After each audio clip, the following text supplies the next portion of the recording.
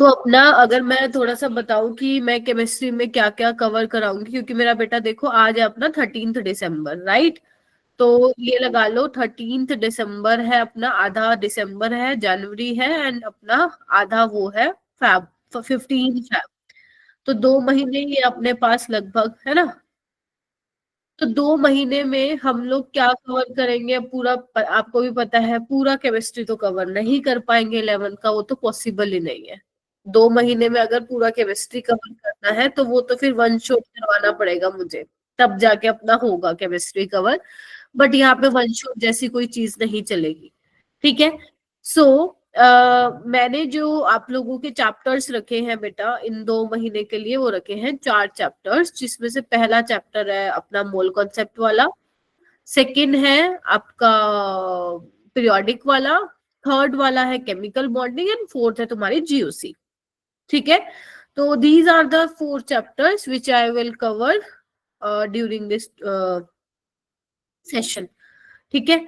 तो ये 4 चैप्टर है, यस। इसके इसका रीजन यही है रखने का, क्योंकि ये वाले ऐसे चैप्टर हैं अगर नहीं सीखे तो 12th में प्रॉब्लम होगी तुम लोगों को, ठीक है। तो इस रीजन की वजह से ही ये चैप्टर यहाँ पे रखे गए हैं, ठीक है।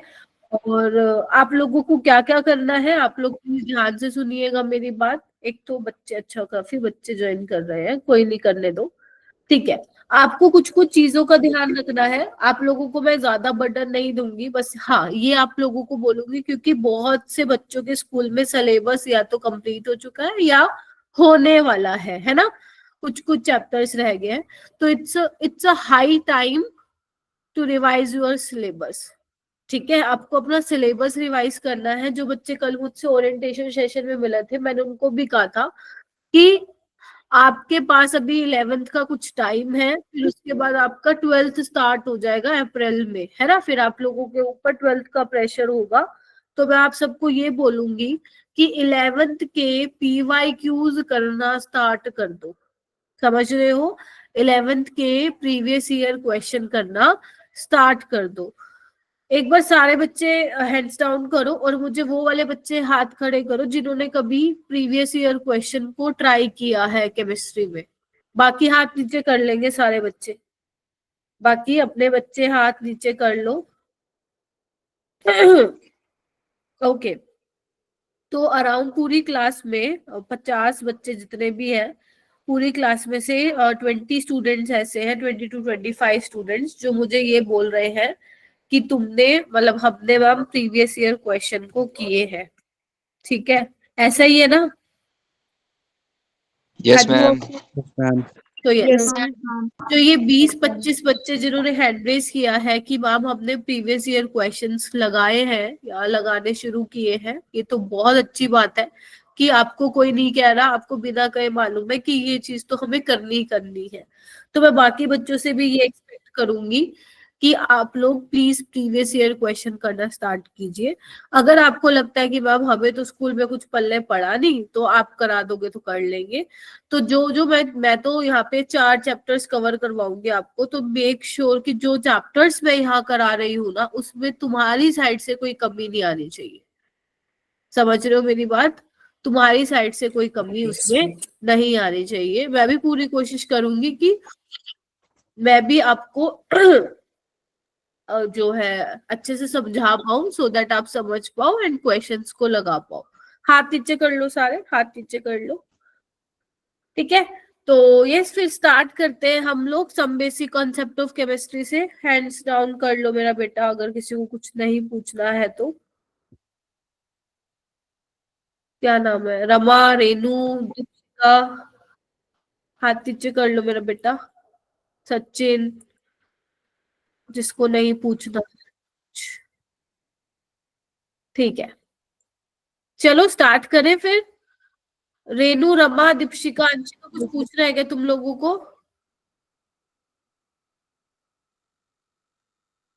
नहीं पूछ रहा है? ठीक है, तो हाथ नीचे कर लो आप लोगों के। हैंड्स हैंड रेस किया हुआ मेरा बेटा आप लोगों ने। अंशिका, दीपशिका, रमा, रेनू। हाँ, ठीक है, तो स्टार्ट करेंगे हम। अब देखो जो 4 चैप्टर्स पढ़ेंगे ना, वो हम बहुत ज्यादा उसमें पढ़ने वाले हैं, लाइक डिटेल में ही पढ़ेंगे। कोई वन शॉट यहाँ पे नहीं चल रहा है कि मैंने चैप्टर लिया और 3 दिन में खात्मा, ऐसा नहीं है। क्योंकि चैप्टर्स मैंने तभी 4 लिए हैं ताकि उनको आपको अच्छे से पढ़ा सकूं। तो आज का जो फर्स्ट अपना लेक्चर रहेगा वो रहेगा इंट्रोडक्शन पे रहेगा, डाल्टन्स थ्योरी रहेगी, एंड मोल कॉन्सेप्ट का थोड़ा बहुत मैं आप लोगों को यहाँ पे बताऊंगी। ठीक है, अब बात आती है कि ऑब्जेक्टिव क्या, हमारा आज का ऑब्जेक्टिव यही है कि आप लोगों को आज थोड़ा सा बेसिक बेसिक बताना है मुझे।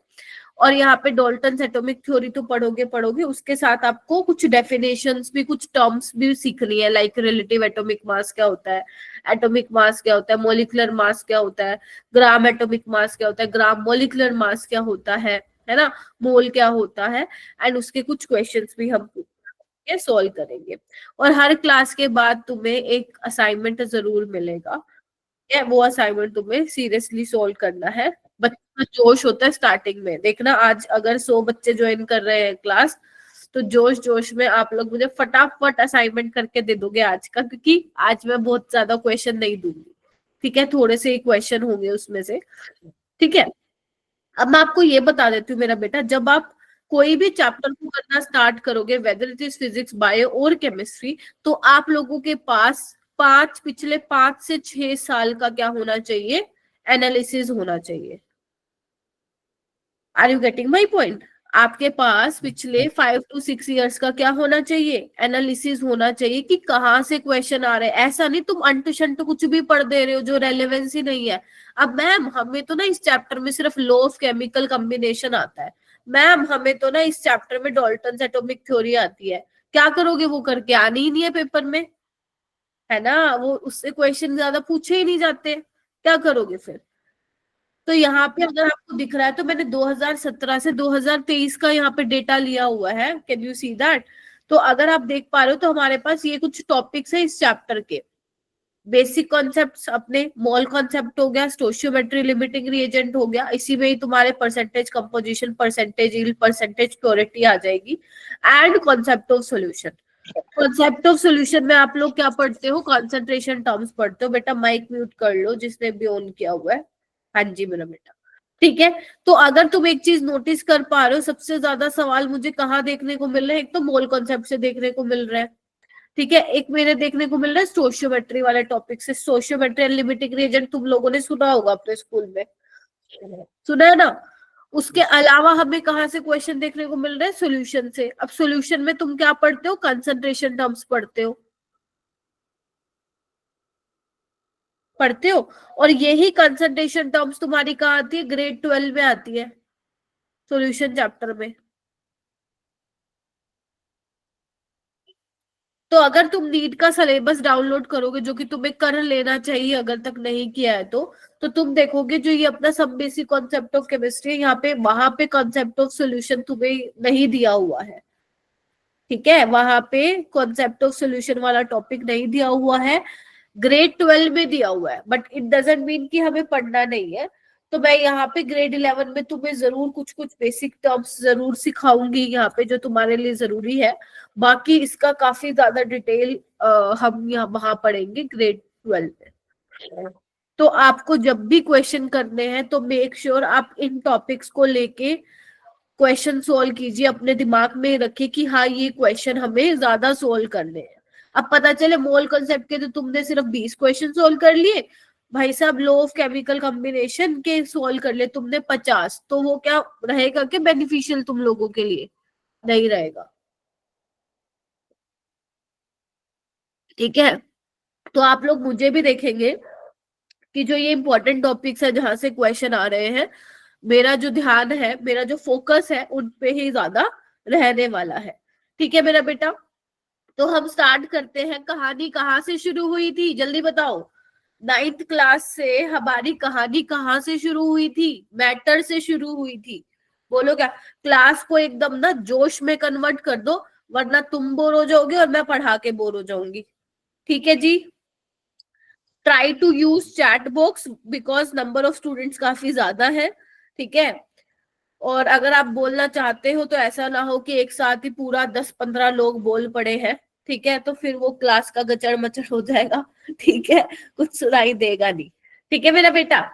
चलो यस मैम। फुल जोश में हो, जहां पे भी आपको लगे कि मैम फिर समझा दो मेरे को, वहीं पे क्या कह देना, खुशबू मैम ये एक बार दोबारा बता दो, ठीक है। वेरी गुड मेरा बेटा।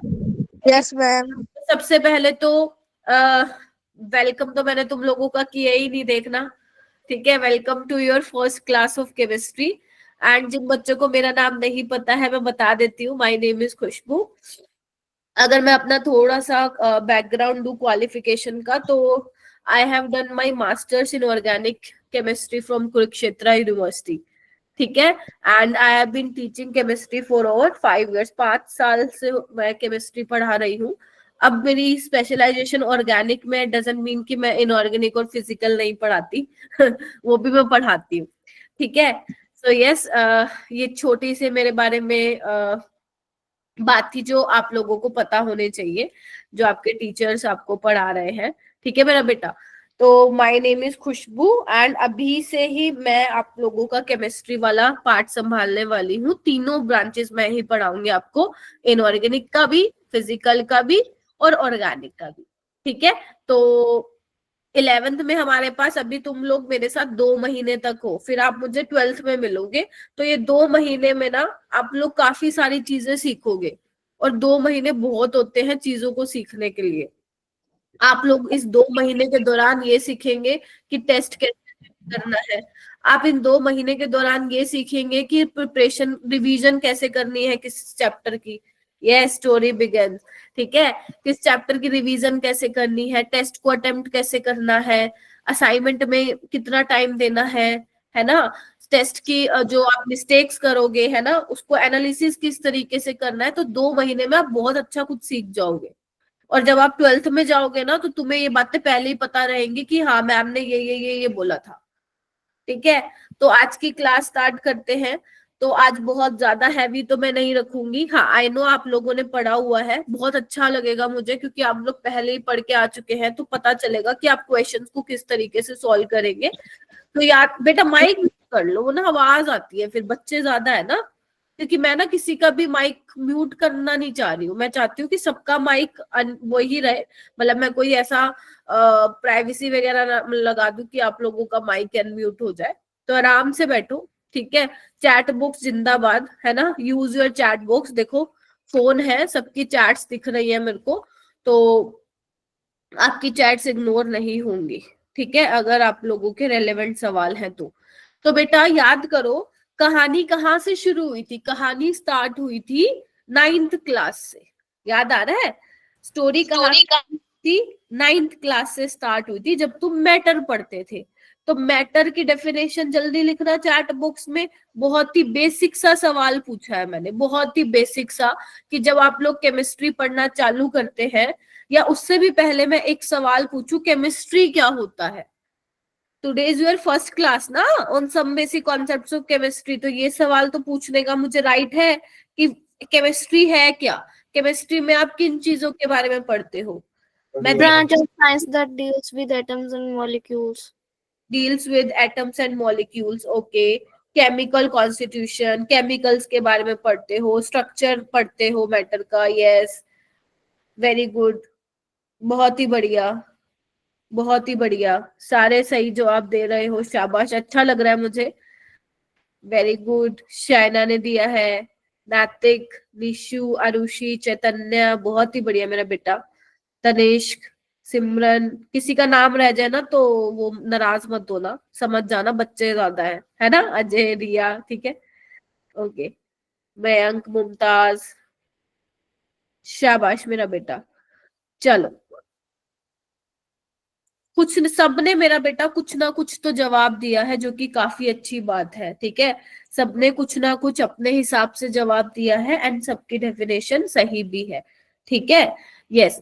तो हमारी कहानी शुरू हुई थी मैटर से, तो मैटर का सब बहुत ज्यादा इस पे टाइम बर्बाद नहीं करूंगी। देखो मैं उन टॉपिक्स पे बिल्कुल भी टाइम बर्बाद नहीं करूंगी जहां मेरे को लगता है मेरे बच्चों के लिए इंपॉर्टेंट नहीं है वो चीज, इतनी बता के आगे निकल लेंगे अपन, ठीक है, यस, काफी बच्चों ने सही जवाब दिया है। Anything that occupy space and has some mass is called matter. ठीक है, तो मैटर को आप कैसे डिफाइन करते हो? तो बेसिकली हमारे चारों तरफ बहुत सारे ऐसे ऑब्जेक्ट्स हैं जिनको हम देख सकते हैं, फील कर सकते हैं, और हम एक सिंपल सी डेरिवेशन बोलते हैं कि भाई साहब जिसका कुछ मास है और जिसने कुछ स्पेस, जो वॉल्यूम है, कुछ ऑक्यूपाई किया हुआ, उसको मैटर कहते हैं। अब मैटर के भी बहुत एग्जांपल तुम देख सकते हो। कौन कौन से? बहुत सारे हैं, पता नहीं कितने ही है ना। ये मैं मार्कर लेके बैठी हूँ, तो मार्कर क्या है? तुम्हारा मैटर है ना। मेरा लैपटॉप क्या है? तुम्हारी बुक क्या है? तुम्हारा पेन, तुम्हारी नोटबुक, तुम्हारी वाटर बोतल, ये सब क्या है? आपके मैटर ही है, जो कि कुछ स्पेस ऑक्यूपाई कर रहे हैं और जिनका कुछ क्या है मेरा बेटा? मास है ना मेरा बेटा। तो ये सब है। फिर उसके बाद तुमने ये भी पढ़ा था नाइन्थ क्लास की भी बात करी, स्टार्टिंग वहीं से कर रही हूँ मैं। तो कुछ कुछ अपने फिलोसफर आए थे जिन्होंने मैटर को एक अलग तरीके से देखा, है ना। कोई बोल रहा था कि भाई साहब हमारे आसपास जो सारी चीजें बनी है वो 5 चीजों से बनी है, earth, fire, water, air and sky, है ना। फिर हमारे जो इंडियन फिलोसफर कन्नड़ थे, उनका व्यू क्या था मैटर को लेके? वो कहते थे कि मैटर वॉज कंपोज्ड ऑफ बहुत ही छोटे छोटे पार्टिकल से मिलके बने हैं, और वो छोटे पार्टिकल को हम फर्दर डिवाइड नहीं कर सकते, जिनको परमाणु का नाम दिया था। आ रहा है थोड़ा थोड़ा याद? ठीक है, ठीक है, यस। तो और भी फिलोसफर थे जिन्होंने ये माना कि मैटर जो है बहुत ही छोटे छोटे उससे पार्टिकल से मिलके बने हुए हैं, जो कि इनडिविजिबल है। ठीक है, तो इनका अपना अपना नजरिया था, ठीक है, मैटर को देखने का। लेकिन जो सबसे पहला बंदा था वो कौन आया था जिसने भाई साहब मैटर के स्ट्रक्चर को के बारे में बताया? वो अपना कौन था? John Dalton. John Dalton. ठीक है, और उसने जो थ्योरी दी थी, उसके जो पोस्टुलेट्स है जो हम पढ़ेंगे, वो क्या है? अपना डाल्टन्स एटॉमिक थ्योरी हम यहाँ पे डिस्कस करने वाले हैं।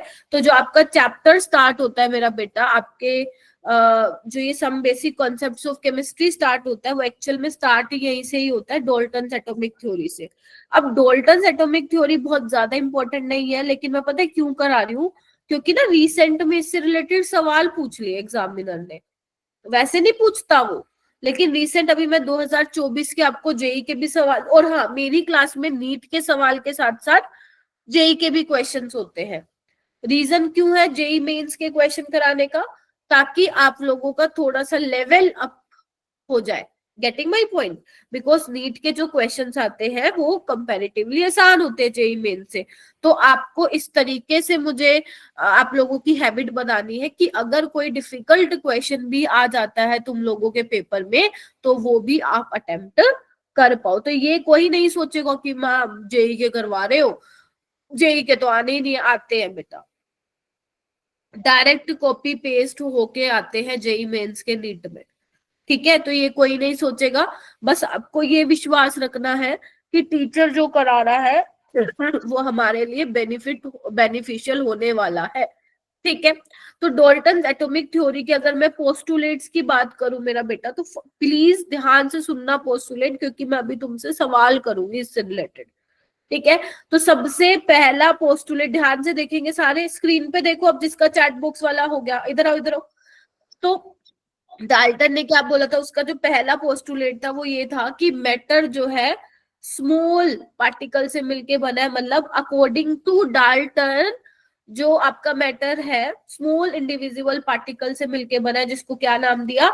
एटम। यानी कि एटम सबसे छोटा पार्टिकल है अकॉर्डिंग टू डाल्टन, जिसके और टुकड़े आप और उसको डिवाइड नहीं कर सकते हैं। Are you getting my point? दूसरी चीज क्या बोला था उसने अकॉर्डिंग टू डाल्टन? कि जितने भी एटम्स है कोई भी एक एलिमेंट के, लेट से मान लो कि सोडियम है, ठीक है, सोडियम के जितने भी एटम्स होंगे उनका मास, उनका शेप, उनका साइज सब क्या होने वाला है? हर रिस्पेक्ट में आइडेंटिकल होने वाला है, सेम होने वाला है।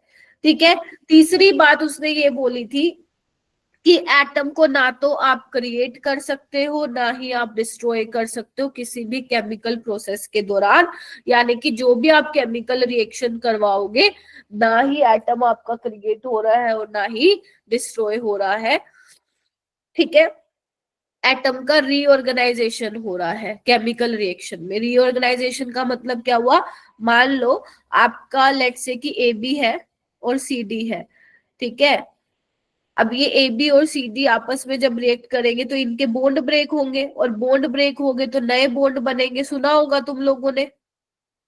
Yes, ma'am.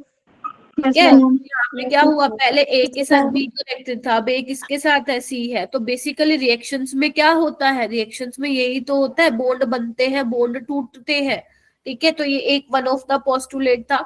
उसके बाद उसने क्या बोला था कि जो एटम्स, डिफरेंट एलिमेंट के जो एटम होंगे उनका डिफरेंट नेचर होगा, मतलब उनका मास डिफरेंट होगा, शेप साइज ये डिफरेंट होंगे।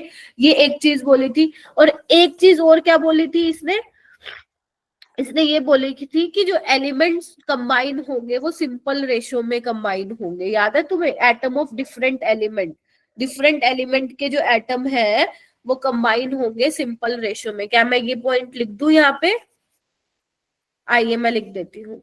अच्छा, आप लोग मेरे साथ नोट्स भी बना रहे हैं क्या, या अपने स्कूल वाली नोटबुक में लिखना चालू कर दिया।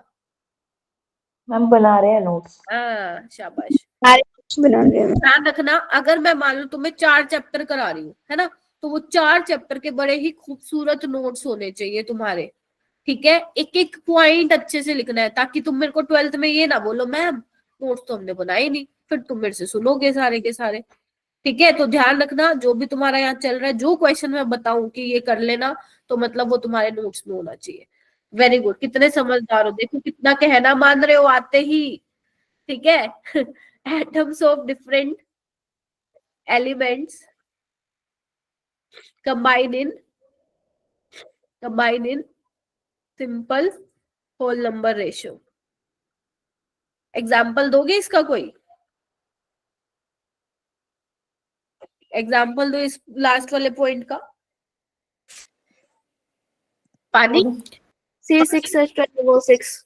Okay, H2O ma'am then SO4 plus Cu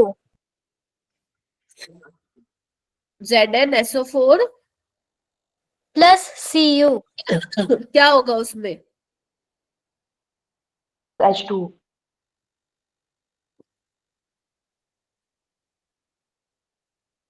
motor. क्या हो रहा है इसमें, देख रहे हो, 2:1 में कंबाइन। अब तुम पानी कहीं का ले आओ, ये तुम लो केमिकल कॉम्बिनेशन में भी पढ़ते हो, है ना। तुम पानी कहीं का ले लो, रिवर का ले लो, टैप वाटर का ले लो, है ना, सी वाटर ले लो, सीवर का पानी ले लो। वाटर किस में कंबाइन होने वाला है, 2:1 में होने वाला है। ठीक है, 2 हाइड्रोजन होंगे और उसमें 1 ऑक्सीजन होने वाला है। और आपको अगर मैं एक चीज बोलूं, तो इसमें से तो कुछ कुछ अपनी डॉल्टन्स की लिमिटेशन भी थी, क्या बोलते हो, मानते हो कि नहीं मानते हो। Yes ma'am. yes ma'am yes ma'am जैसे कि तुम्हें Yes. अब ये पता चल गया है, इधर आओ, तुम्हें ये पता चल गया कि भाई साहब सबसे छोटा तो एटम तो नहीं है ना। Yes, ma'am. yes ma'am yes ma'am. कौन छोटा एटम Yes, से बताओगे, Yes, yes, ma'am. एटम से और कौन छोटा है बताइए। सब atomic Subatomic electron proton neutron yes, electron proton neutron भी आ गए, उनकी डिस्कवरी होती है, जो कि तुम स्ट्रक्चर ऑफ एटम वाले चैप्टर में पढ़ते हो। हाँ, लेकिन मैं आपको ये जरूर बताऊंगी, मान लो जो चैप्टर मैं नहीं करा रही हूँ उसमें जरूर बता दूंगी कि ये टॉपिक तो तुम्हें सीखने हैं। और तुम्हें अगर मेरी रिकॉर्डिंग भी चाहिए होगी ना, जो चैप्टर मैं नहीं कराऊंगी उसकी भी, तो वो भी तुम्हें प्रोवाइड मैं करवा दूंगी, उसकी भी टेंशन तुम्हें लेनी नहीं है ना। चलो, उसके अलावा यस ये तुम्हें पता चल गया। इसने जो सेकंड बात बोली है कि all the atoms of a given element are identical, क्या ये सही है क्या, नो मैम नहीं है। हाँ, आप चैट बॉक्स में नगेश बोल रहे नहीं मैम, बेटा माइक म्यूट कर लो, है ना। हाँ, No, ma'am. Isotope, yes isotope. Isotope में अगर मैं हाइड्रोजन ले लेती हूँ तो आपको पता है हाइड्रोजन के ये आइसोटोप है, हाइड्रोजन, प्रोटियम, ड्यूटेरियम, ट्रिटियम, है ना। ये Yes, ma'am. लेकिन इनका तो मास तो डिफरेंट है, प्रोटियम का 1 होता है, ड्यूटेरियम का 2, ट्रिटियम का 3 होता है। तो ये यहाँ पे भी लिमिटेशन है इसकी। Atoms can not be created और डिस्ट्रॉयड, लेकिन जो आपके न्यूक्लियर रिएक्शन है उसमें तो होता है ऐसा। ठीक है, फिर है atoms of different element are different in nature. Very good बच्चों, बहुत सही बोल रहे हो तुम, बहुत सही बोल रहे हो, बहुत ही बढ़िया जा रहे हो तुम लोग। लास्ट पॉइंट क्या बोला है? Atom of different element are different in nature. इसमें आपके आइसोबार वाला आ जाता है, सीन याद करो। जैसे आपका कैल्शियम और आर्गन, इनका तो मास नंबर क्या होता है? 40-40 होता है। बोलो हाँ के ना? Yes, ma'am. यानी कि Yes, ma'am. ठीक है, यस, ठीक है। तो मैं क्या कहना चाह रही हूँ कि आपको डोल्टन थ्योरी तो पता, बोलो, होनी ही चाहिए। ठीक है, yes, same mass but different atomic number. ठीक है, ओके। अगर मैं मैटर का क्लासिफिकेशन करूं तो मुझे बताओगे क्या तुम? On the basis of physical behaviour कितने पार्ट में मैं डिवाइड करूं? मैम 3। 3. सोलिड, लिक्विड, गैस पढ़ते हो, बचपन से पढ़ रहे हो? Yes, yes ma'am. मैम। हाँ मैम, इसी को सुन सुन के तो बड़े हुए हम। इसी को देख के तो हमने 11th में केमिस्ट्री ले ली कि बहुत आसान है? सोलिड, लिक्विड, गैस के अलावा भी और फॉर्म होती है, 5 होती Yes, है। ma'am.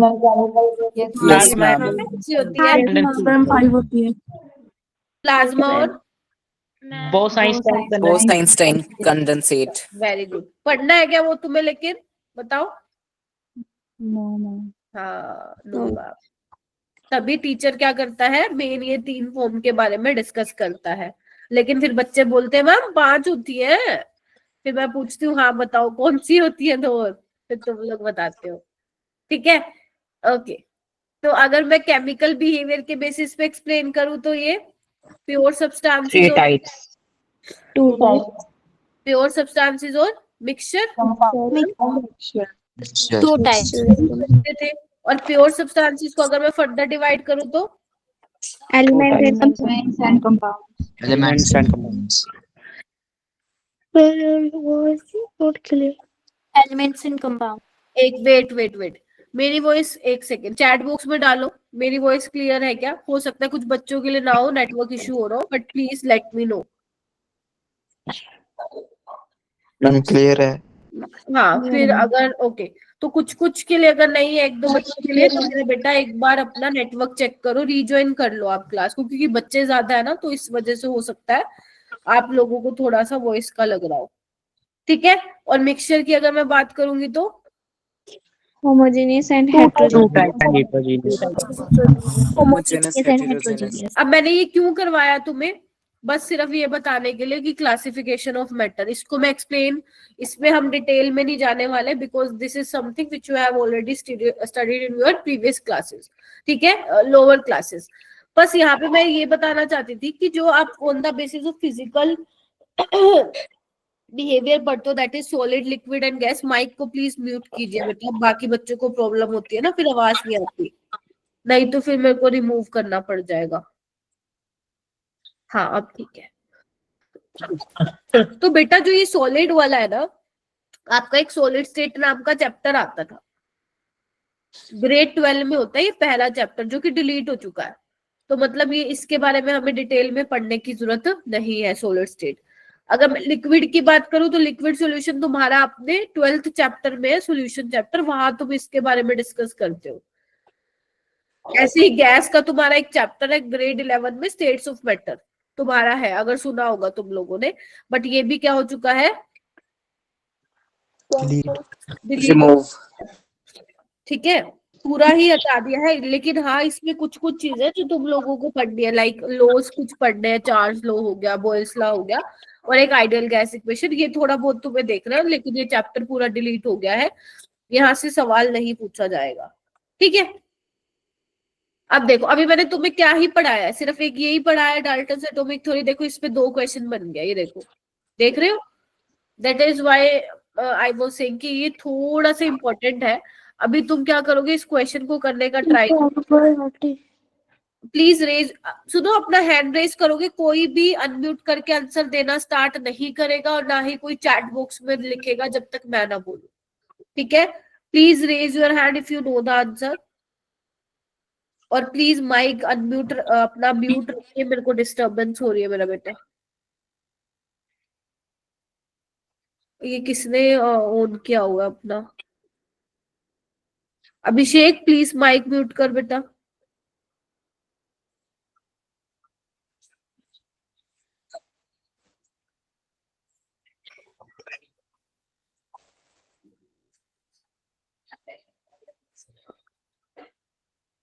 बेटा आपको पहले नहीं देना है चैट बॉक्स में आंसर जब तक मैं ना बोलूं। शायना आप बताइए।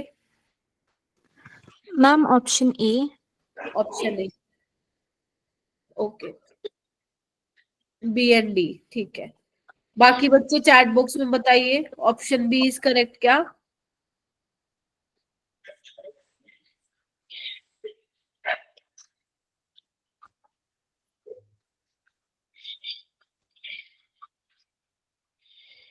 ओके, ऑप्शन बी बोल रहे हो बहुत सारे बच्चे। इधर आओ जी। माइक किसका अनम्यूट है भाई बता दो। रोशन बेटा माइक म्यूट कर। रोशन, एक मिनट दो मेरा बेटा। मैं कह रही हूँ मेरे को डिस्टरबेंस हो रही है, तुम लोग समझते ही नहीं।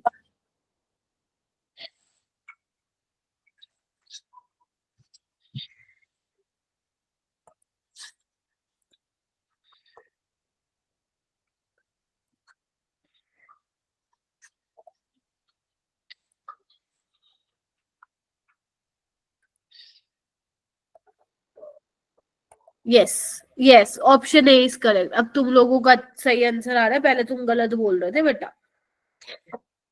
ठीक है, इधर देखो, आपसे इनकरेक्ट पूछा है ना, है ना। इनकरेक्ट पूछे तो पहले तो हाईलाइट करो, ऐसे जोश जोश में आंसर क्या दे रहे हो तुम लोग, है ना। इनकरेक्ट पूछा है मेरा बेटा, तो इनकरेक्ट पूछा है आपसे, ये बताना है कौन सी गलत स्टेटमेंट है। तो atom of different element differ in mass, ये तो ठीक है ना। यही तो बोला था डॉल्टन ने, आप उसकी लिमिटेशन लिख दे रहे हो। ठीक है, बोलो। ठीक है, तो atom of different element differ in mass, this is true statement. B वाला देखो, matter consist of divisible atom, ये गलत है ना, इनडिविजिबल है अकॉर्डिंग टू डाल्टन। ठीक है, तो बी वाला देखो कहाँ है, यहाँ है बी, यहाँ पे है बी और यहाँ पे, तो ये तो हो नहीं सकता। और ए वाला सही है तो ये नहीं हो सकता। बोलो क्या कहते हो। इट मीन्स ए और C option can be correct. इधर आओ, ये क्या बोल रहा है कि compounds are formed when atom of different element combine in a fix ratio, ये तो ये भी ठीक है, दिस इज ऑल्सो ट्रू। ये देखो, all the atoms of given element have different properties including mass, ये गलत है ना। गिवन एलिमेंट जो है उसका तो सेम होना चाहिए ना हर एक चीज अकॉर्डिंग टू डॉल्टन, तो ये क्या है, गलत हो गया। और ये क्या, केमिकल रिएक्शन में क्या होता है, एटम्स का रीऑर्गेनाइजेशन होता है, अभी मैंने तुम्हें बताया था, तो ये भी ट्रू है। तो कौन सी स्टेटमेंट गलत है मेरे बेटा, बी और डी। तो इसका आंसर क्या आएगा, जल्दी बोलो।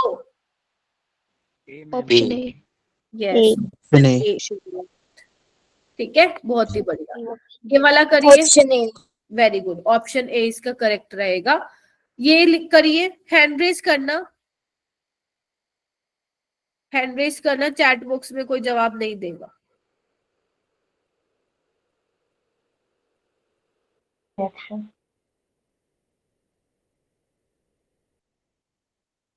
ये देखो वंशिका, मैंने बोला चैट बॉक्स में डाल ऑप्शन के। ए। रोशन, ए। रोशन माइक म्यूट करना बेटा।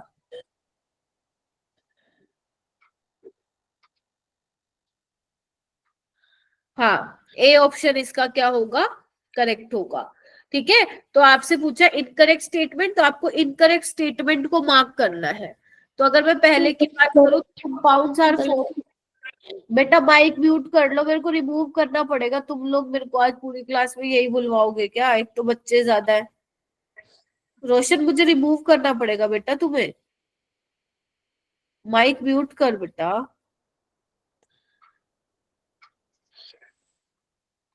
हाँ, तो compounds are formed when atoms of different elements combined in any ratio, ये तो गलत हो गया,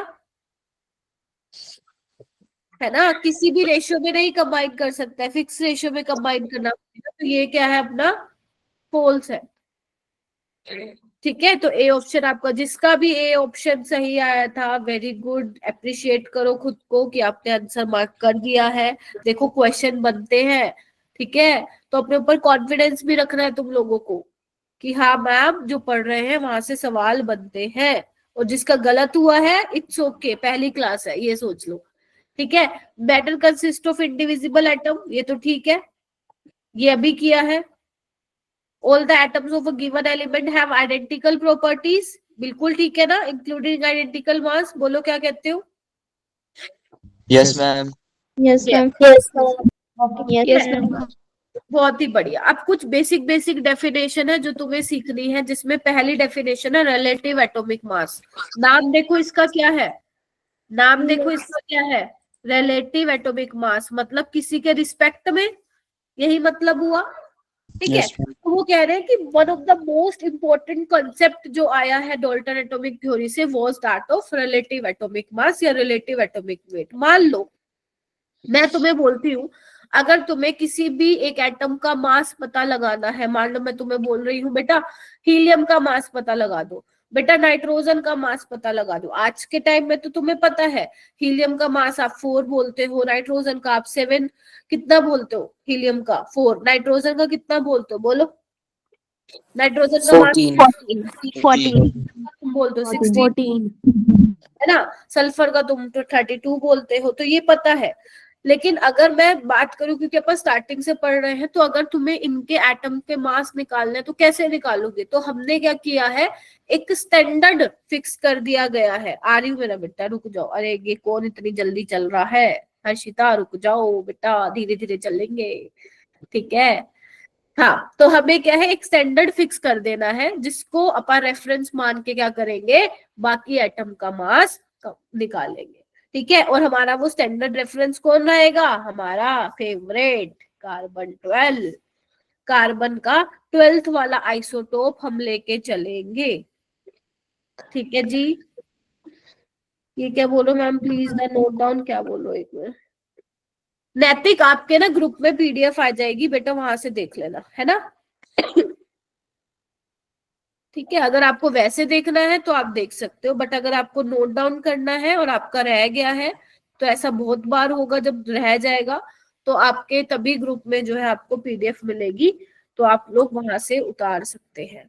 ठीक है, अच्छा, जैसे अब हमने क्या माना मेरा बेटा, C12 को स्टैंडर्ड माना, अब हम इसको रेफरेंस मान के क्या करेंगे, बाकी सबका मास देखेंगे कि भाई साहब, देखेंगे कि हीलियम कितना भारी है, नाइट्रोजन कितना भारी है, ऑक्सीजन कितना भारी है, तो बोल देंगे भाई तुम्हारा मास जो है इतना है। ठीक है, अब बात करते हैं हमारा रिलेटिव एटॉमिक मास होता क्या है। क्या कोई मुझे चैट बॉक्स में बताना चाहेगा, या कोई हैंड रेज करके बताना चाहेगा, व्हाट इज मेरा रिलेटिव एटॉमिक मास, जिसको मैं RAM भी लिखती हूँ। ओके, काफी बच्चों ने हैंड रेज किया है, अरे बहुत ही बढ़िया। मुझे बताएंगे नगेश, आप बताओगे, जिससे पूछा वही बताना। Nagesh, what is relative atomic mass? Ma'am, atomic mass of a atom compared to 1/12 of carbon atom. 1/12 of carbon atom, अच्छा ओके। और बच्चे भी लिख रहे हैं ma'am, average mass of isotope of one element, अच्छा जी। और mass of one atom of element with respect to mass of carbon C12, ठीक है। और हर्षिता थोड़ा एक्सप्लेन करो इस चीज। चलो देखो, आपका रिलेटिव एटॉमिक मास क्या होता है मेरा बेटा, देखो, mass of one atom of element, weight in gram, अरे रुक जाओ, ये क्या तुम तो 1 मोल की डेफिनेशन बोल रहे हो अजय, वेट इन ग्राम्स, अभी तो हम ग्राम पे आए ही नहीं मेरा बेटा, अभी तो मैं एक एटम की बात करूंगी। ठीक है, इधर आओ, मास of one atom of an element, बेटा माइक किसका अनम्यूट है, प्लीज म्यूट करो वरना मैं रिमूव कर दूंगी बेटा, 1 मिनट दो मेरा बेटा।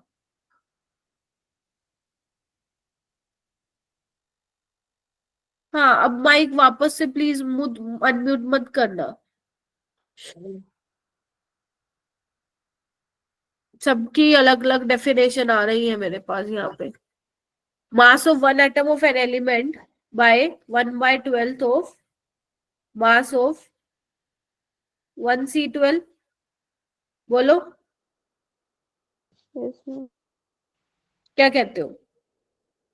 यही बोलते हो? मास of one atom of element का मतलब क्या हुआ? एक एटम का mass by 1/12 into mass of C12 atom, यही बोलते हो। यही क्या होता है तुम्हारा? रिलेटिव एटॉमिक मास होता है। ये बड़ी कॉम्प्लिकेटेड सी डेफिनेशन दे रखी है, इसको थोड़ा सिंप्लीफाई भी हम करते हैं, ठीक है। आप लोगों ने स्ट्रक्चर ऑफ एटम क्योंकि पढ़ चुके हो अब तुम लोग स्कूल में, तो आपको पता है अगर मैं एटम का मास बोलूं तो एक एटम का मास किस वजह से होता है?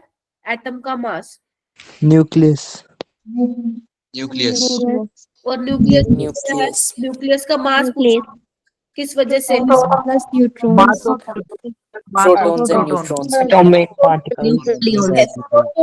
यस, प्रोटॉन और न्यूट्रॉन्स की वजह से इसका मास होता है एटम का, राइट। अच्छा, अगर मैं आपको बोलूं मेरा बेटा, हाँ काफी सारी डेफिनेशंस मेरे पास आ चुकी है, अगर मैं बोलूं एक एटम का मास, इसको मैं ऐसे लिख सकती हूँ, ध्यान से सुनना। अभी आप लोगों ने बोला कि मैम प्रोटॉन और न्यूट्रॉन का जो सम है उसको हम न्यूक्लियॉन्स बोलते हैं, कोई बच्चे बोल रहे थे यहाँ पे, है ना? बोल रहे थे मुझे प्रोटॉन और न्यूक्लियॉन्स, प्रोटॉन और न्यूट्रॉन का सम न्यूक्लियॉन्स बोल रहे थे क्या? हाँ के ना में जवाब दो ना। ठीक है। अच्छा, मुझे ये बताओ, अगर हमें पता है कि एटम का मास प्रोटॉन और न्यूट्रॉन्स की वजह से आता है, तो अगर मैं एक एटम की बात करूं, एक एटम के मास की बात करूं, तो मैं उसको ऐसे लिख सकती हूँ, total number of nucleons into mass of one nucleon. सोच के बताना।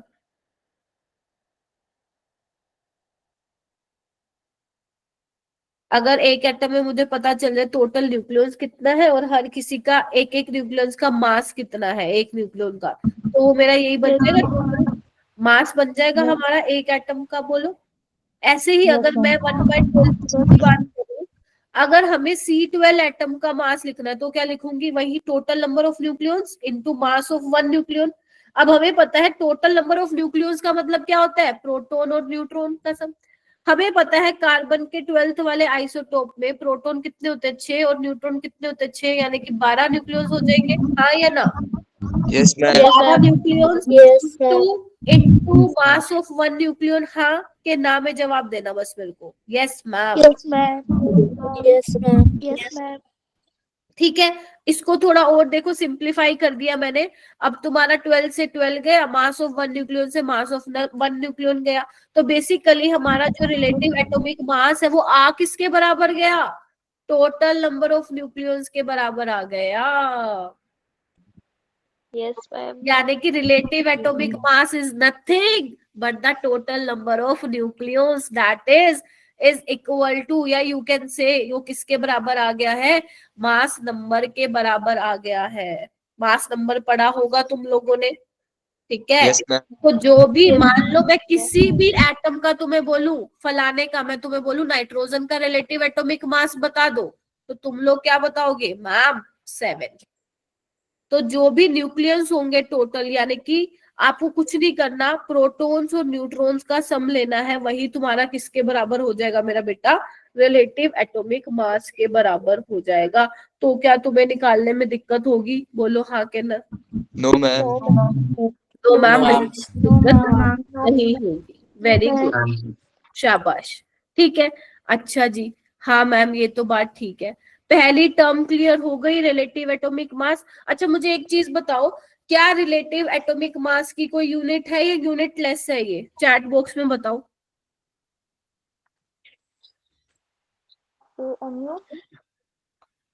Unitless. AMU होती है, एटॉमिक मास यूनिट होती है क्या? मैम यूनिटलेस है रिलेटिव Unitless, एटॉमिक ma'am. मास। Unitless. यूनिटलेस Unit- बोल रहे हो ना मेरा बेटा? Unitless. वो एटॉमिक मास की होगी, ठीक है? जब तुम एटॉमिक मास लिखोगे ना किसी का, वहां पे Unitless. AMU, ठीक है मेरा बेटा? चलो चलो मैम आगे चलो। तो सेकंड तुम्हारी डेफिनेशन है, जल्दी जल्दी इसको कवर करेंगे। सेकंड डेफिनेशन है तुम्हारी atomic mass unit, that is AMU। तो कुछ AMU पता क्या है, इधर आओ, ये देखो, ये लिखा था मैंने, ये देखो 1/12 of mass of 1C12 atom लिखा था। यही क्या है तुम्हारा, एक AMU है। यही क्या है, एक AMU। इसका फील लो। जैसे अपने इन्होंने क्या लिया है, कार्बन 12 एटम लिया है। अपन क्या करते हैं, इधर आओ, पिज्जा ले लेते हैं, पिज्जा। ठीक है, अब तुम क्या करो, जो तुमने पिज्जा मंगवाया है उसको कितने हिस्सों में डिवाइड कर लो, इक्वल हिस्से में डिवाइड कर लेना, 12। ठीक है, 12 हिस्सों में क्या कर लेना, डिवाइड कर लेना। यहाँ पे देखो, तुम्हें इस पे अच्छे से दिख रहा होगा पिक्चर में, क्योंकि मेरा तो सेम बन नहीं रहा है। ठीक है, देखो इसमें तुम्हें साफ दिख रहा है। अगर मान लो मैं यहाँ पे ये ले लूं, ये देखो, मान लो ये पिज्जा के स्लाइस है। ठीक है, आपने एक पिज्जा मंगवाया जिसके तुमने कितने हिस्से कर दिए, 12 हिस्से। अगर एक, इधर आओ इधर आओ, अगर ये एक स्लाइस में निकाल लूं, ये वाला, यही मेरा किसके बराबर है मेरा बेटा, एक AMU के बराबर है। ठीक है, ये क्या है, ये स्लाइस क्या दिखा रहा है तुम्हें, ये अपना 1/12वां हिस्सा है एक कार्बन 12 एटम का। बोल रहे हो, मानते हो? Yes, ma'am. Yes, ma'am. This is 1/12 Yes, part of the 1 carbon 12 atom। इसी को ही, यही छोटा पिज्जा का स्लाइस हमारे पास क्या है, 1 AMU के बराबर होता है। That is 1 atomic mass unit. कहीं पे यूनिफाइड मास भी लिखा मिलता है आजकल की, मतलब बुक्स में देखोगे तो तुम। और इस 1 AMU का मास कितना है मेरा बेटा, 1.66 into 10⁻24 ग्राम। ठीक है, यहाँ पे इसको ठीक कर लेना। और अगर तुम केजी में लिखते हो तो वो कितना हो जाएगा, 1.66 into 10⁻⁻27 kg। बोलो, हो गया? 1 AMU कर लोगे? Yes, ma'am. Yes, बच्चों के ना, कुछ बच्चों के Yes, ma'am. कुछ बच्चों Yes, के ना, ma'am. सुनो सुनो सुनो, इधर आओ इधर आओ। कुछ बच्चों के हैंड ना रेज हो रहे हैं, मेरे को पता नहीं लग रहा वो गलती से हो रहे हैं या कुछ सवाल पूछने के लिए हो रहे हैं। बट अगर मान लो मैं नहीं देख रही हूँ या मुझे नहीं पता चल रहा है तो आप प्लीज उसमें कर लेना, चैट बॉक्स में लिख देना, क्योंकि आपकी चैट्स मैं देख रही हूँ। ठीक है, चलो 2 डेफिनेशन क्लियर है। First is relative atomic mass, second is atomic mass unit. Relative atomic मास क्या था बेसिकली अपना, यही कुछ नहीं था। कोई भी पूछे ना रिलेटिव एटॉमिक मास क्या, सीधा बोल देना टोटल नंबर ऑफ न्यूक्लियस है, बस खत्म कहानी। ठीक है, कोई भी पूछे रिलेटिव एटॉमिक मास क्या है, खत्म कहानी। ठीक है, आगे एटॉमिक मास यूनिट पूछेगा तो तुम बोल देना भैया 1/12 part of the mass of 1C12 atom.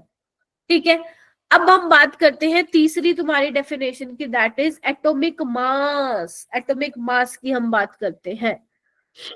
ठीक है, अब एटॉमिक मास की क्या होगी, बताओ भाई। एटॉमिक मास का मतलब क्या हुआ,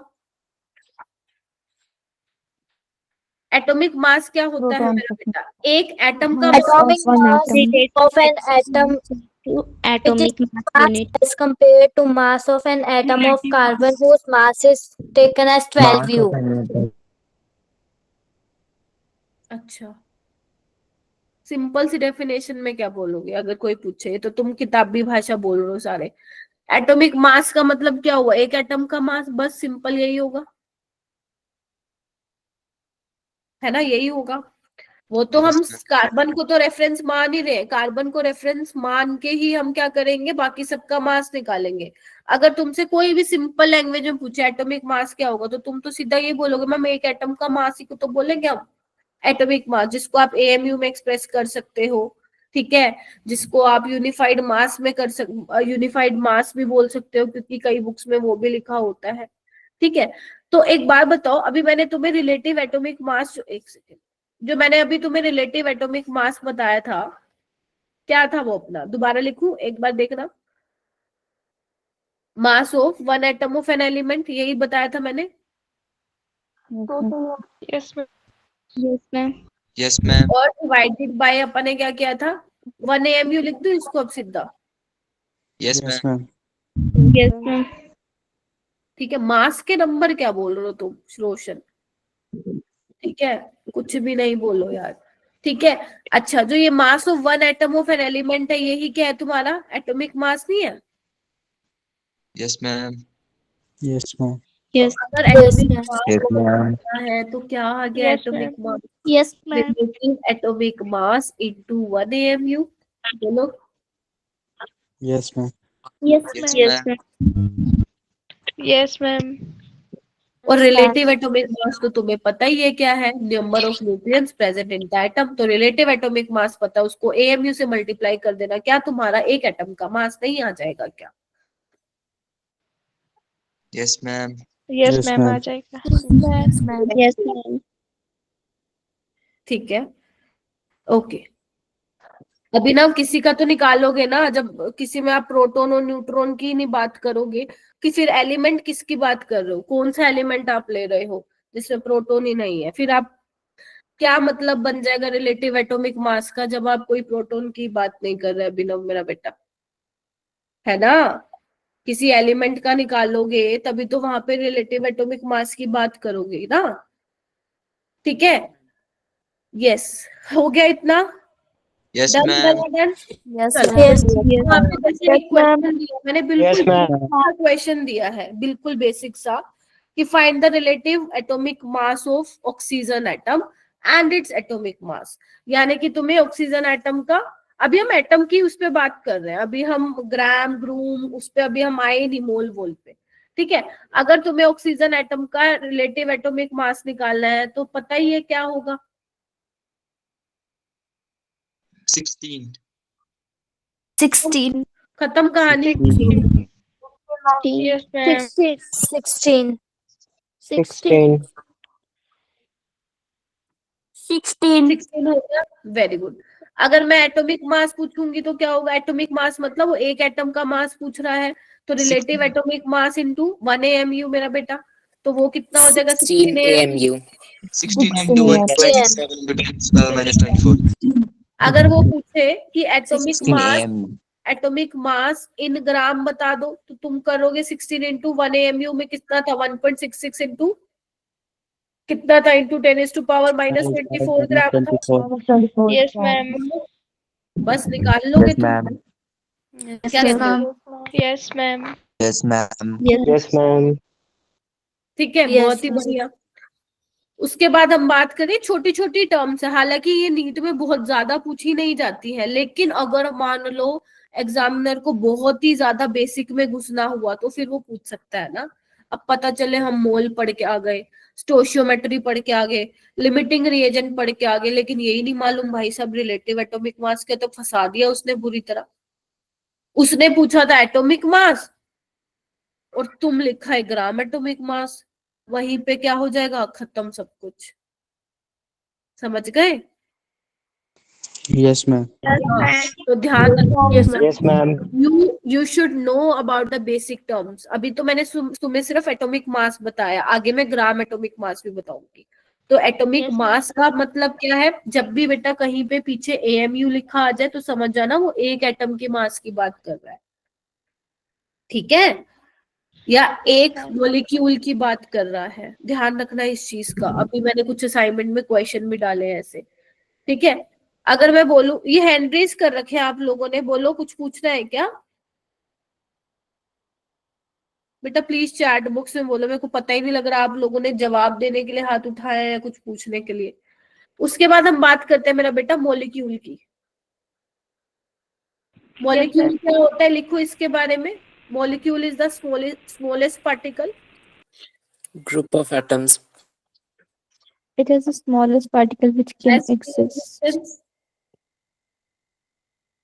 independently. वेरी गुड मेरा बेटा, ठीक है। और हम क्या लिख सकते हैं? independent existence. Can be divide into atom by physical और केमिकल प्रोसेस। बोलो। Yes, ma'am. Yes. Yes, ma'am. Yes, ma'am.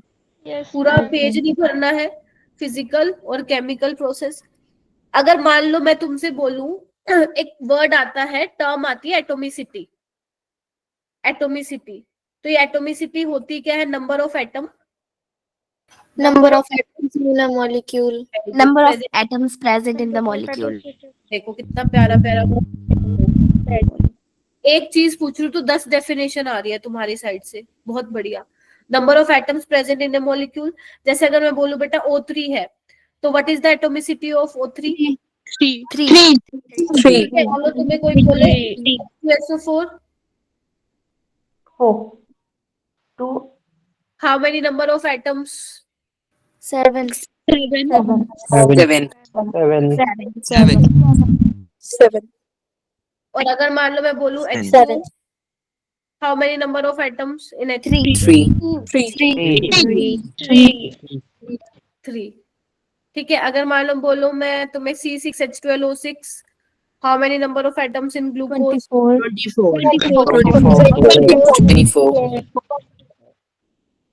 24. ठीक है, कितने? 12 12 24। ठीक है, ये वाई मैं एटोमिसिटी क्यों पढ़ा रही हूँ तुम्हें?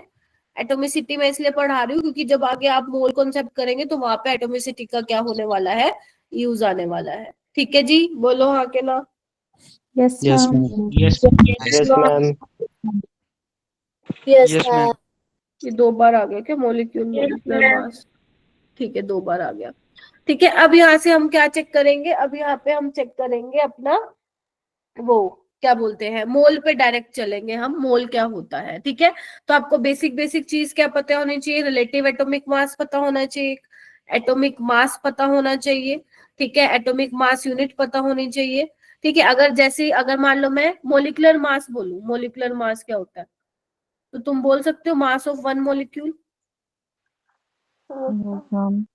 Yes, ma'am. Yes, ma'am. Yes, ma'am. Yes, ma'am. ठीक है, अगर मान लो मैं तुम्हें बोलूं बेटा मोलिकुलर मास ऑफ O2, तो तुम क्या बोलोगे? 32 AMU। Yes, ma'am. Yes, ma'am. ठीक है, अगर मैं बोलूं हीलियम तो चलो मोनोएटॉमिक है, H2 का बोलूं तो तुम बोलोगे 2 AMU।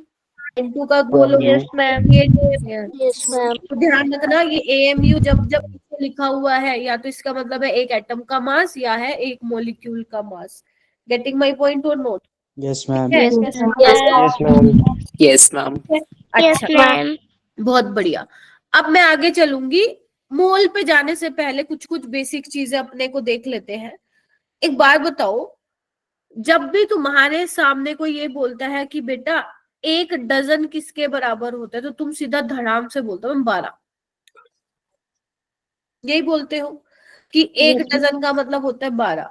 अगर तुमसे कोई बोले 1 पेयर का मतलब, तो तुम फटाफट से बोलते हो 2। तो यानी कि बड़ी बड़ी चीजों को, है ना, बड़ी बड़ी चीजों को एक तरीका है तुम्हारा बोलने का, कि तुम ये नहीं बोलोगे कि अंकल 12 सेब दे दो, 12 बनाना दे दो, तुम बोलोगे कि भाई साहब 1 डजन दे दो। तो तुमने सिंप्लीफाई कर दिया ना उस चीज को, तुमने सिंप्लीफाई कर दिया। अब एक बात बताओ, Yes, ma'am. जो केमिस्ट्री में अपने एटम्स होते हैं, है ना, एटम आयन मॉलिक्यूल्स होते हैं, वो तो बहुत छोटे छोटे होते हैं, बहुत छोटे छोटे होते हैं। तो अब उसको, अब ये तो तुम नहीं बोलोगे कि चलो भाई 12 एटम दे दो, 12 मॉलिक्यूल दे दो। ठीक है, ये क्या पूछ रहे हो? एक सेकेंड रुको। How can you please tell me an example how we can separate molecule?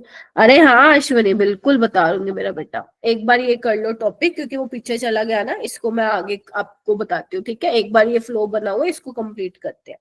ठीक है, देखो क्या बोल रही थी मैं, क्या बोल रही थी? हाँ, मैं ये बोल रही थी कि केमिस्ट्री में आप क्या कर रहे हो कि एटम, आयंस, मॉलिक्यूल्स, इनके बारे में आप स्टडी कर रहे हो। Getting my point? Yes, ma'am. ठीक है, तो ये बहुत एटम्स है। आप ये नहीं बोल सकते हो कि 12 एटम, चलो भाई 12 एटम की स्टडी करते हैं, चलो भाई 12 मॉलिक्यूल्स के बारे में पढ़ते हैं। ठीक है, तो आप इसमें इतने इन नंबर से आप नहीं सिंप्लीफाई कर सकते हो। तो यहाँ पे हम यूज करेंगे 1 मोल। जैसे आप बोल रहे हो 1 डजन 12 होता है, 1 पेयर 2 होता है, वैसे ही हम यहाँ पे एटम आयन मॉलिक्यूल्स के लिए क्या बोलेंगे? यूज करेंगे 1 मोल। और 1 मोल कितना होता है? 6.02। 6.022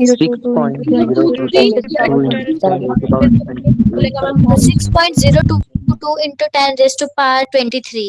पार्टिकल्स। ठीक है, मतलब अब जो हम एटम आयन मॉलिक्यूल है, हम ऐसे नहीं बोलेंगे 10 एटम दे दो भाई साहब 10 मॉलिक्यूल दे दो, बहुत छोटे छोटे है मेरा बेटा। तो उसके लिए हमने क्या बोला है कि भैया हम बात करेंगे 1 मोल एटम की, हम बात करेंगे 1 मोल मॉलिक्यूल की, हम बात करेंगे 1 मोल आयन की, हम बात करेंगे 1 मोल इलेक्ट्रॉन, 1 मोल प्रोटॉन की।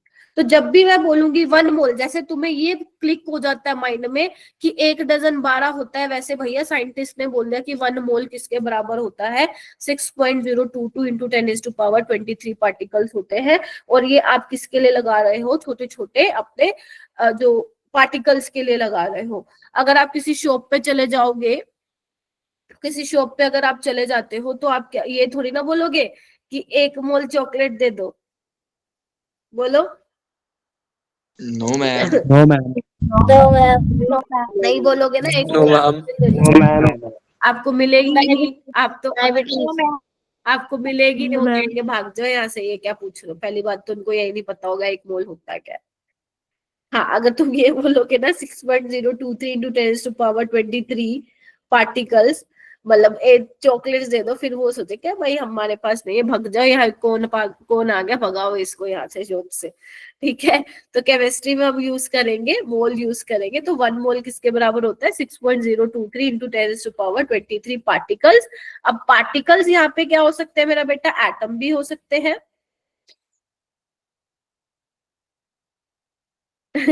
हाँ हिमांशु, दिल की बात सही बोला भाई। ये सब अगर 1 मोल पैसा मिल जाए, 1 मोल रुपया, क्या करोगे तुम, पढ़ाई छोड़ देंगे, मैं पढ़ाना छोड़ दूंगी।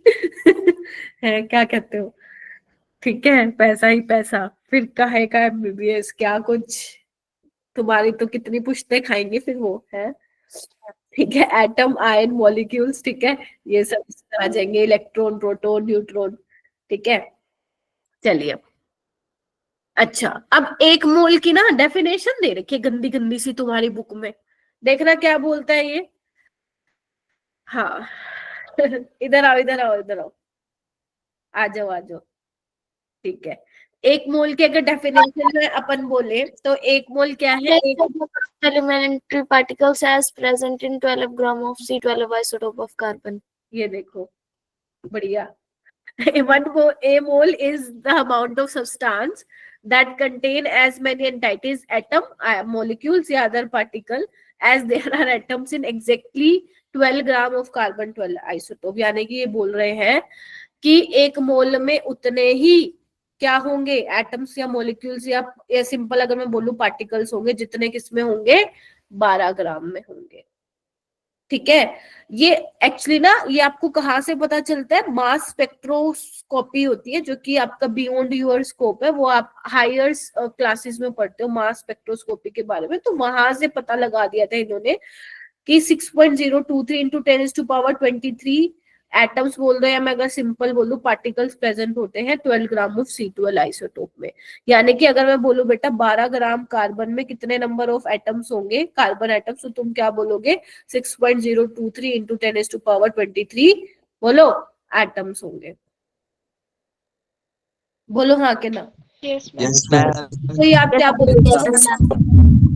बोलते हो, which is your Avogadro number, यही होता है।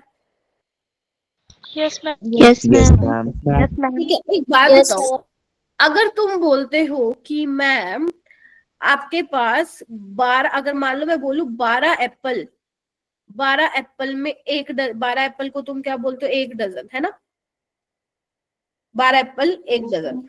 अगर मैं बोलूं Yes, ma'am. 4 एप्पल कितने डजन के बराबर होंगे, तो तुम क्या बोलोगे, 4/12 1/3 dozen. है ना, 4/12 बोलोगे। मतलब तुम अगर डजन के बारे में पता लगाना चाहते हो 4 एप्पल में, तो तुमने क्या किया, 12 से डिवाइड किया। अगर मैं बोलूं मेरा बेटा कि तुम्हारे पास 2 शूज है, तो तुम बोलोगे कि मैम ये तो 1 पेयर के बराबर हो गए। ठीक है, लेकिन अगर मैं बोलूं 4 शूज, तो तुम क्या करोगे, 4/2 करोगे, हाँ या ना। Yes, Yes, ma'am. ma'am. Yes, ma'am. ठीक Yes, है, ma'am. तो वैसे ही अगर तुम बोल रहे हो कि मैं पूछूं 4 एप्पल में डजन, तो तुम 4/12 करो, मतलब 12 से डिवाइड कर रहे हो। मैं बोलूं 4 शूज में पेयर, तो तुम 2 से डिवाइड कर रहे हो, है ना? यही कर रहे हो तुम, ठीक है? Yes, ma'am. Very good. अगर मैं बोलूं तुम्हारे पास 12 पार्टिकल है, तो उसमें मोल कितने होंगे? तो तुम कैसे करोगे? किससे डिवाइड करोगे? 1 मोल से डिवाइड करोगे, हाँ या ना? Yes, ma'am. Ma'am. यस, तो तुम ऐसे करोगे, बस तुम्हें यही करना है। अगर मान Yes, low ma'am. let's say कि तुम्हारे पास गिवन नंबर ऑफ पार्टिकल्स है और तुम्हें पता लगाना है मोल कितने, तो तुम क्या करोगे भाई साहब? उसको डिवाइड कर दोगे किससे? 6.023 इंटू 10⁻23 पार्टिकल से, ठीक है? तो यहाँ पे बातें होने वाली है मोल की। जैसे तुम्हें ये फिगर दिख रही है यहाँ पे सबको, बताओ। Yes, Yes, ma'am. ma'am. Yes, yes, Yes, ma'am. ये तुम्हें फिर अब सुनो, ये बनाने मत लग जाना, तराजू मत बनाने लग जाना अपनी नोटबुक में। ये तराजू बना रहे हो, सुई बना रहे हो, ये मत बनाने लग जाना, सिर्फ ये समझाने के लिए। अब तुम एक चीज देखो, अगर मैं इसकी बात करूं, इन दोनों में 1 मोल है मेरा बेटा, ठीक है? यहाँ पे दोनों में 1 मोल है। अब 1 मोल का मतलब मैंने तुम्हें बोला कि बेटा 6.023 इंटू 10⁻23 पार्टिकल्स। अब वो पार्टिकल्स तुम्हारे एटम हो सकते हैं, आयंस हो सकते हैं, मॉलिक्यूल्स हो सकते हैं, ठीक है? तो यहाँ पे 6.023 एटम्स है, ठीक है? वो इसलिए नहीं आई रोशन क्योंकि बहुत सारे बच्चे बोल रहे थे ना, इस वजह से, ठीक है? अब नहीं बोलेंगे, ध्यान से सुनो।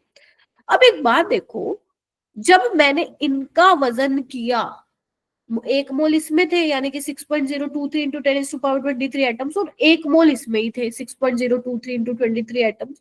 तो जब मैंने इनका 1 मोल का वजन किया, तो इसका मास देखो कितना आ रहा है, 12 ग्राम आ रहा है।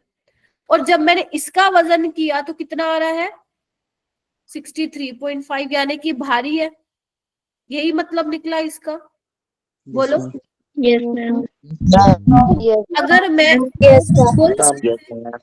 1 मोल लेती हूँ किसी भी एटम का, मान लो मैं ले रही हूँ 1 मोल ऑफ कार्बन एटम का, तो वो किसके बराबर होगा? 12 ग्राम के बराबर ही होगा उसके molar mass. This is what, ये क्या है? किस कार्बन का क्या मास ही तो है 12 ग्राम, बोलो हाँ के ना? Yes, ma'am. Yes. Yes, अगर मैं बोल रही हूँ Yes, ma'am. yes, ma'am. 1 मोल ऑक्सीजन एटम, 1 मोल ऑक्सीजन एटम, तो ये किसके बराबर होगा? 16 ग्राम के बराबर होगा, यानी कि Yes, ma'am. 6.023 इंटू 10⁻23 एटम्स होंगे 1 मोल में। अगर मैं बोलूं 1 मोल कॉपर की, तो आप बोलोगे कि इसका मतलब अंडरस्टूड है 6.023 इंटू 10⁻23 एटम्स ऑफ कॉपर, जिनका मास होगा 63.5 ग्राम। अगर मैं बोलूं बेटा 1 मोल ऑफ हीलियम, तो तुम्हारे जहन में क्या आएगा? 6.023 इंटू 10⁻23 एटम्स ऑफ हीलियम, जिनका वजन करोगे तो कितना आएगा? 4 ग्राम आएगा, बोलो।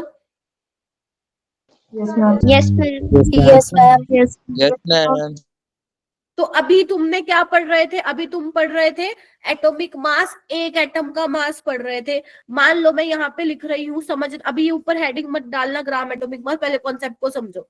मान लो मैं बोल रही हूँ हीलियम का मास है 4 AMU, ठीक है? ये कैसे पता चला? 4 कैसे आएगा? किसका 4? हीलियम का मास कैसे 4 आएगा? ये पूछ लो क्या है? ठीक है, अब ये कैसे आया तो होगा, अगर पूछ रहे हो तो मैं बता देती हूँ। जो आपने वो देखा था पिज्जा का स्लाइस, ये था Yes, 1 AMU के बराबर, यानी कि 4 AMU का मतलब क्या हुआ कि ये कितना गुना भारी है? इस एक पिज्जा के स्लाइस से 4 गुना भारी है, बोलो हाँ या ना? Yes, ma'am. Yes, ma'am. ठीक है। अगर मैं बोलूं बेटा ऑक्सीजन 8 AMU है, अगर मैं, अरे सुन लो ना क्या बोल रहे हो तुम, 8 AMU, इसका मतलब क्या होगा कि एक पिज्जा के स्लाइस से कितना गुना भारी है, बोलो? 8 गुना। 8 गुना भारी है। तो यानी कि हमने कार्बन 12 को रेफरेंस मान के बाकी सबका मास निकाला कि नहीं निकाला, बोलो क्या कहते हो? Yes, ma'am. Yes, ma'am. Yes, ठीक है ma'am. जी। अच्छा, एक बात बताओ, अगर मैं 4 AMU को रिप्लेस कर दूं 4 ग्राम से, इधर देखो, इसका मतलब क्या होगा? ये दोनों सेम है क्या, 4 AMU और 4 ग्राम? No, ma'am. No, ma'am. No, ma'am. या बोथ आर डिफरेंट। अगर मैं बोल रही हूँ 4 AMU तो ये है एक हीलियम एटम का मास, बोलो क्या कहते हो? Yes, ma'am. Yes, ma'am. But if I am saying 4 ग्राम तो ये Yes, क्या हो ma'am. जाएगा, एक मोल हीलियम एटम का मास। क्या कहते हो, बोलो? Yes, ma'am. ठीक है, तो ये क्या है अपना, ये एटॉमिक मास है, ये इसका मोलर मास है, एक मोल का मास है। अगर मैं बोल रही हूँ ऑक्सीजन का 8 AMU यानी कि वो एक ऑक्सीजन का एटम का मास है, बट इफ आई राइट 8 ग्राम तो ये किसका मास है, एक मोल ऑक्सीजन एटम का। ठीक है मेरा बेटा। अच्छा, यहीं से ही बात आती है तुम्हारी ग्राम एटॉमिक मास की। तो ग्राम एटॉमिक मास क्या होता है मेरा बेटा, mass of one mole atom, या you can say mass of Avogadro number, Yes, ma'am. Mass of 6.023 into 10⁻23 atoms. तो ध्यान रखना, ग्राम एटॉमिक मास या कहीं पे लिखा हो ग्राम एटम तो मतलब समझ जाना वो एक मोल एटम के मास की बात कर रहा है, वो एवोगैड्रो नंबर ऑफ एटम्स की बात कर रहा है। आप देख रहे हो ट्रांजिशन कैसे हुआ, पहले हम एक एटम के मास की बात कर रहे थे, now we are talking about mass of one mole atom. बोलो क्या कहते हो? Yes, ma'am. Yes, ma'am. Yes, ma'am. ठीक है, ऐसे ही तुम्हारा क्या होता है, यहाँ पे लिख लो तुम, वैसे मैं कल बता दूंगी। ग्राम मोलिक्यूल, अब ग्राम मोलिक्यूल मास क्या होता है, अगर मान लो कहीं पे लिखा मिल जाए ग्राम मोलिकुलर मास तो वो एक मोल मोलिक्यूल की बात कर रहा है। Getting my point? अगर मान लो कहीं पे लिखा मिल जाए ग्राम मोलिक्यूल तो वो किसकी बात कर रहा है, वो एक मोल मोलिक्यूल की बात कर रहा है। ठीक है मेरा बेटा? Yes, ma'am. Yes, ma'am. Yes, ma'am. Yes, ma'am. Yes, ma'am. ठीक है, तो जब हम AMU की बात करते हैं तो हम वहां पे एक एटम की बात करते हैं, एटॉमिक मास इन हाँ यस, एक एटम की मास की बात करते हैं। जब मैं AMU को ग्राम से रिप्लेस कर देती हूँ तो वहां पे हम किसकी बात करते हैं, मोल की बात करते हैं। ठीक है, इससे पहले हमने क्या निकाला था, ये देखो कहाँ गया, ये रहा, एक सेकंड रुको, ये देखो, कंफ्यूज नहीं होना इसमें, हाँ हाँ ग्रुप में आएगा बेटा। ठीक है, ये देखो यहाँ पे हमने एटॉमिक मास निकाला था ऑक्सीजन का तो 16 AMU आया था। अगर आपको कंफ्यूज मत होना, एटॉमिक मास इन ग्राम का मतलब ये नहीं है कि तुम 16 ग्राम लिख के आ जाओगे। इधर देखो, समझ रहे हो मेरी बात, मैं क्या बोल रही हूँ? Yes, ma'am. Yes, ma'am. आपने एक एटम का मास ग्राम में निकाला है, ठीक है, 16 AMU है, और AMU किसके बराबर होता है, इसके बराबर होता है। Yes, ma'am. ठीक है, हर्षिता क्लियर हुआ? Yes, ma'am. Yes, ma'am. Yes, ma'am. एक क्वेश्चन भी था इसमें, कहाँ गया, एक मिनट को। जैसे मान लो तुम्हें बोला है, ओके यहाँ पे क्वेश्चन भी था, कहाँ गया, ओके चलो कोई नहीं, ये वाला करते हैं। जैसे यहाँ पे ये बोल रहा है if mass of 2 atom of an element is इतना, वो बोल रहा है दो एटम के मास, दो एटम का मास इतना है, वो पूछ रहे हैं कि एटॉमिक मास क्या होगा एलिमेंट का, और यहाँ पे आपको एवोगैड्रो नंबर क्या लेना है, मतलब Na क्या लेना है, 6.023 into 10⁻23। जी कहाँ पे मेरा बेटा, मोलर मास ऑफ क्या, Yes, ma'am.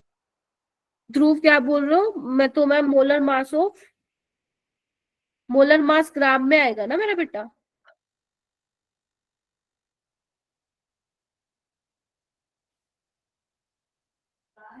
हाँ, मोलर मास ऑफ H2O इन ग्राम आएगा ना, 18 ग्राम। ठीक है, मोलिकुलर मास का मतलब एक मोलिक्यूल का मास। ठीक है, अरे मोलर मास मतलब एक मोल का मास, उसकी बात कर रहे हो ना, मोल की बात कर रहे हो आप, मोल में तो आप ग्राम से बदल दे रहे हो ना उसको, एएमयू में तो आप बात करो एक मॉलिक्यूल की। ठीक है, समझे हो ये तुम, एएमयू कब लगा रहे हो और ग्राम कब लगा रहे हो? Yes, ma'am. Yes, sir. Yes, ma'am. AMU का मतलब है जब मैं बात कर रही हूँ मास ऑफ वन एटम या मास ऑफ वन मॉलिक्यूल।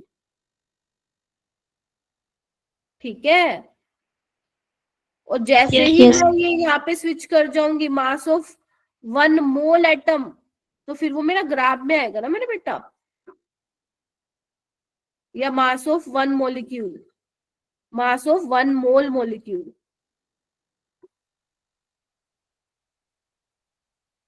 ठीक है, हाँ जी।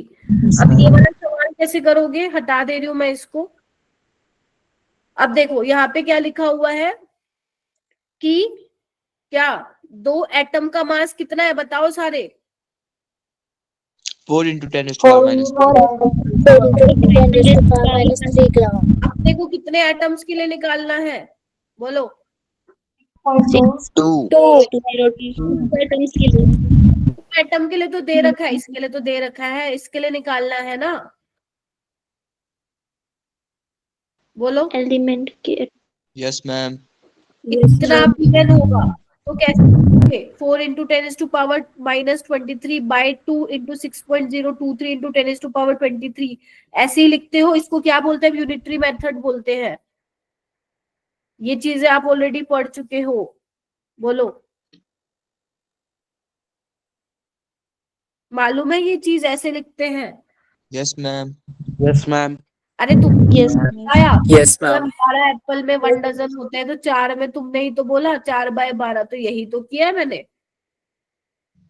ठीक है, यूनिटरी मेथड लगाना सीख लो जिसको नहीं आता है, क्योंकि अपन सवाल जो है इसी तरीके से अपन करने वाले हैं आगे। नाउ यू कैन सोल्व ना इजीली, बोलो क्या कहते हो। Yes, ma'am. Yes, ma'am. ठीक है, Yes, ma'am. हाँ 12 क्या, ये तो कैंसिल आउट हो जाएगा। यस 12 जो है इसका आंसर हो जाएगा। इधर इधर आओ। अगर तुम्हारे, क्योंकि नीट में तुम्हें 4 ऑप्शन मिलेंगे, ऑप्शंस में गैप होगा। ठीक है, ऑप्शन में अगर मान लो गैप ज्यादा होता है तो तुम 6.023 को 6 भी लेके चल सकते हो।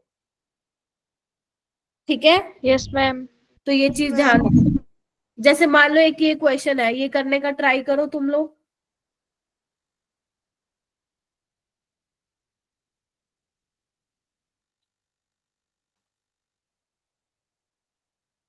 हैंड रेस कर लेना हो जाए तो।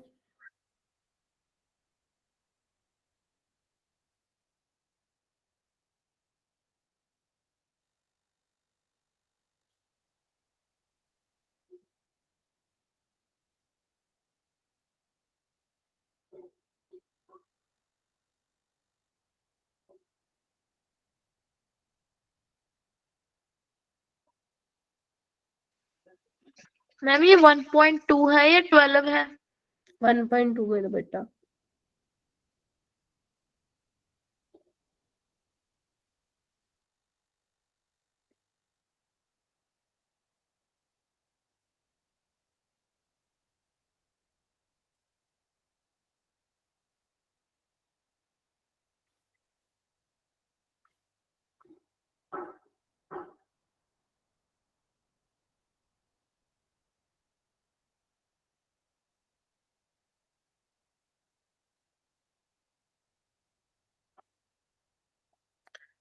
ट्राई कीजिए।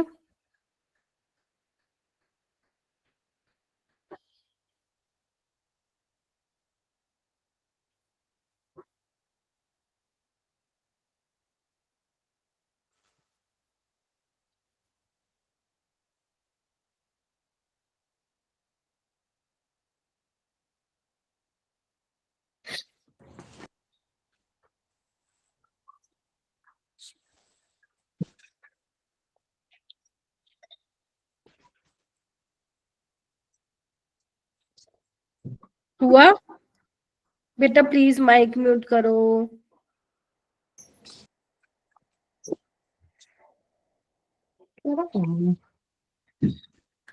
देखो आपने कैसे किया, number of carbon atom present in a signature written by carbon pencil way, इतना है। मतलब वो ये कह रहे हैं कि जब आप एक सिग्नेचर करते हो, है ना, सिग्नेचर करते हो, आपको ये बताना है कि भाई साहब नंबर ऑफ कार्बन एटम कितने होंगे अगर उसका मास इतना है। तुम्हें पता है कि अगर मैं 12 ग्राम कार्बन की बात करूं तो उसमें नंबर ऑफ एटम्स कितने होते हैं? एवोगैड्रो नंबर ऑफ एटम्स होते हैं, हाँ या ना? आपको Yes, कैसे भी निकालने Yes, हैं? ma'am. Yes, ma'am. मैं शुरू से ही आपकी ये आदत बना के Yes, चलूं, ma'am. ठीक है, ताकि आपको यूनिटरी मेथड आ जाए। 6.023 into 10⁻23 atoms bye 12 into 1.2 into 10⁻³ आपको क्या करना है, इसको सोल्व करना है, ठीक है। ये कैंसिल आउट हो जाएगा, 6 into पॉइंट समथिंग आंसर आप लोगों का आ जाएगा, ठीक है जी, ठीक है। ये वाला आप क्या कर लेंगे, होमवर्क ले लेंगे। मास ऑफ नाइट्रोजन निकालना है आपको इन 3 ग्राम ऑफ यूरिया, निकाल सकते हो, निकाल लेना, घर पे निकाल लेना, इसको यूरिया बोलते हैं। और इसका जब आप मोलर मास, और हाँ ध्यान से सुन लो, आपको मास पता होना चाहिए, कार्बन, नाइट्रोजन, ऑक्सीजन, है ना, सोडियम, मैग्नीशियम, इन सब के मास आपको पता होने चाहिए, वरना काम नहीं बनेगा। समझ रहे हो सारे बच्चे ध्यान से? Yes, ma'am. हाँ, इसका काम नहीं बनेगा, ठीक है। अब आप लोग क्या करेंगे, जितना मैंने पढ़ाया है वो पढ़ के आएंगे, ठीक है। बस थोड़ा सा ही, ज्यादा मैंने देखो पढ़ाया नहीं है। मेन आपका कल स्टार्ट होगा जब मैं आपको मोल वाला टॉपिक कराऊंगी, ठीक है। क्योंकि अब हम मोल पढ़ेंगे, फिर अलग अलग क्या करेंगे, मोल को निकालने के लिए फॉर्मूले डिस्कस करेंगे, ठीक है। और बहुत सारे क्वेश्चंस भी लगाने हैं हमें, क्योंकि मोल से क्वेश्चन आने वाले हैं। जो मैंने आज करवाया है वहां से सवाल नहीं बनते हैं बहुत ज्यादा, ये सिर्फ बेसिक था बताने का कि क्योंकि आपकी फर्स्ट क्लास भी थी, एटॉमिक मास क्या होता है, मोलिकुलर मास क्या होता है, ठीक है। और आपका क्या बोलते हैं, रिलेटिव एटॉमिक मास क्या होता है, ग्राम एटम कहीं लिखा मिल जाए वो क्या मतलब होगा, ग्राम मोलिक्यूल लिखा मिल जाए तो मेरा बेटा उसका क्या मतलब होगा, ठीक है। कल हम मोल से ही बात करेंगे। देखो मैंने कुछ क्वेश्चन दिए हैं तुम्हें, 2, 4, 6, 7, सिर्फ 7 क्वेश्चन दिए हैं। रीजन, क्योंकि यहाँ से ज्यादा क्वेश्चन नहीं बनते हैं, ठीक है मेरा बेटा। Yes, ma'am. तो आपको Yes, जितना ma'am. बताया जा रहा है उतना करके आइए रिवाइज, ठीक है। आप लोगों के थोड़े से